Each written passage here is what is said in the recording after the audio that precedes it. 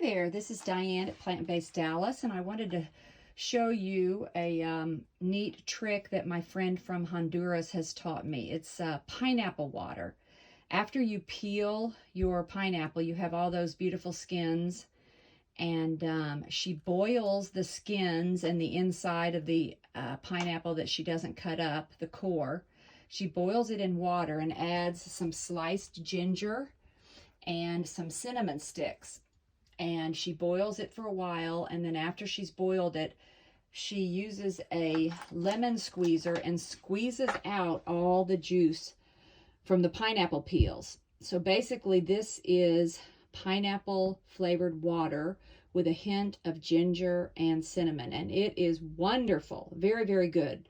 So I encourage all of you all to try that. And then when we're finished with our cinnamon sticks, we keep them in the freezer here with the additional things of ginger, and then we use this in our smoothies. So we don't ever throw away the ginger or the cinnamon. We actually grind these up in our smoothies, and I keep this in the freezer. So we have a frozen supply always of cinnamon sticks and ginger. But what else I wanted to show you today, you know, I have shown you before our butternut squash apple soup before, and I thought I had invented the butternut squash apple soup. But as I was perusing through this cookbook the other day, the same one that I've been posting about a lot, the Lorna Sass book, I came upon creamy apple squash soup. And looky here, there, lo and behold, it's got onions or leeks, it's got butternut squash, Granny Smith apples, and they add a little bit of oatmeal to give it added creaminess and sheen to the soup. And they also add curry powder and salt. So just a rehash on what I did not follow this recipe exactly, but I put in the Instapot. On 7 minutes, I put one whole butternut squash, and I used organic butternut squash, and I used organic Granny Smith apples.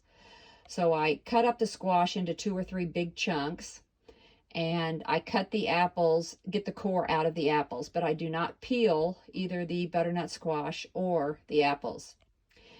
And set it for 7 minutes and let it go. So you're cooking the squash and the apples at the same time. You have a little tad bit of water in there to build up the pressure. And then you put it all inside here, and you add a stick of cinnamon. You add a couple slices of ginger. You add some chopped onion, some salt, and this time I added a bit of cayenne to it. And oh my gosh, y'all, this is so, so good. And I add a little bit of nutmeg. So the spices in your butternut squash apple soup are cayenne, cinnamon, nutmeg, and salt. I did not add the curry powder. Didn't need to, but it would be interesting to taste that with a little bit of curry powder. But this is delightful with the ginger and the cayenne. Just so, so good. And then the apple throughout. So I urge you to try butternut squash soup if you have not done it before. And I will also post a picture of this recipe as well, so you can look at that. The Instapot is great for cooking these soups that we puree. And look at how creamy this is. You can see the spices throughout. This is so, so good and tastes so good on a cold day. And we're about to get some cold weather here in Dallas, so this is going to really satisfy us. All right, y'all have a great day. Stay plant strong, and hope you have a wonderful weekend. Bye-bye.